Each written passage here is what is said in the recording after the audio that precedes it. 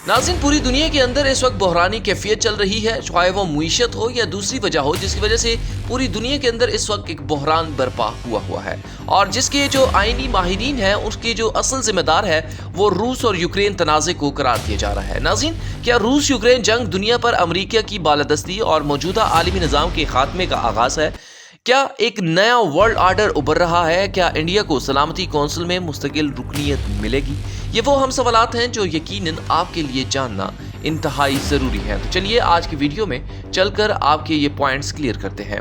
नाज़रीन, यूक्रेन पर रूस के हमले का दूसरा साल शुरू हो गया है और ऐसा लगता है कि इस जंग ने तरक्की याफ्ता और तरक्की पजीर ममालिक के दरमियान खलीज को मज़ीद गहरा कर दिया है। मगरबी ममालिक के सियासतदानों का कहना है कि इस जंग ने मौजूदा आलमी निज़ाम के लिए बहुत बड़ा ख़तरा पैदा कर दिया है। ये दुनिया का निज़ाम उसूलों पर कायम है और इन कवानीन में तब्दीली के वाज़े आसार अब मौजूद हैं। तरक्की याफ्ता ममालिक अमरीका और यूरोपीय ममालिक, इंडिया, चीन, जनूबी अफ्रीका और ब्राज़ील समेत जैसे तरक्की पजीर ममालिक को रूसी जारहियत के खिलाफ लड़ने के लिए अपने साथ देने पर राज़ी करने की भरपूर कोशिश कर रहे हैं। मगरबी ममालिक यूक्रेन पर रूस के हमले को न सिर्फ यूरोप पर हमला बल्कि जमहूरी दुनिया पर हमला करार दे रहे हैं और इसीलिए वो चाहते हैं कि दुनिया की उभरती हुई ताकतें यूक्रेन पर हमले की वजह से रूस की मजम्मत करें। अब लेकिन इंडिया और चीन के साथ साथ बहुत से दूसरे तरक्की पजीर ममालिक भी रूस और यूक्रेन की जंग को पूरी दुनिया के लिए दर्द सर नहीं समझते। ये ममालिक बड़ी हद तक इस जंग को यूरोप का मसला समझते हैं। गुज़िश्ता बरस स्लोवाकिया में एक प्रेस कॉन्फ्रेंस के दौरान इंडिया के वज़ीर ख़ारजा एस जयशंकर ने यूरोप पर जोर दिया कि वो इस ज़हनियत से ऊपर उठे और यूरोप के मसाइल दुनिया का दर्द सर है, इससे कोई फ़र्क नहीं पड़ता। यूरोप और अमेरिका के माहिरीन का कहना था कि इंडिया और चीन का रूसी सदर पुतिन को जंग के लिए जवाबदेह ठहराने से इनकार मौजूदा कवानीन पर मबनी आलमी निज़ाम के वजूद के लिए ख़तरा है।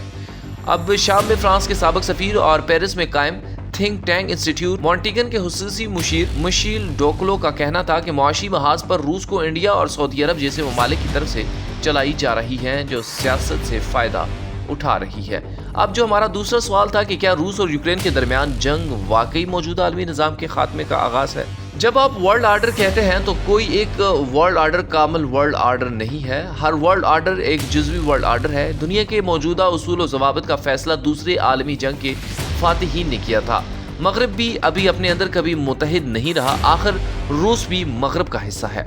पूरा यूरोप मौजूदा वर्ल्ड आर्डर में कभी शामिल नहीं था। ये एक जुज़वी वर्ल्ड आर्डर था और जूं का तू रहेगा। आप इस वक्त जो कुछ देख रहे हैं, रूस का यूक्रेन पर हमला दरअसल पुराने तनाज़ात के 80 सिलसिले की एक नई कड़ी है जिसमें तीसरी आलमी जंग का नाम देना चाहूँगा।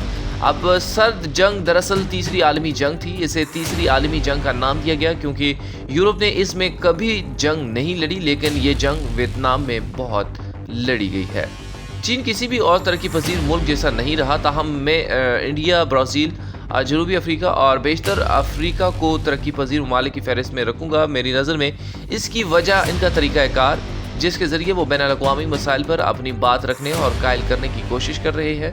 और अब यहाँ पर यह है कि क्या एक नया वर्ल्ड ऑर्डर उभर रहा है। अब अमेरिका का गलबा सिर्फ दो वजूहात की वजह से है, एक इसकी फ़ौज और इसकी शानदार इजादात और टेक्नोलॉजी के मैदान में तरक्की की वजह से।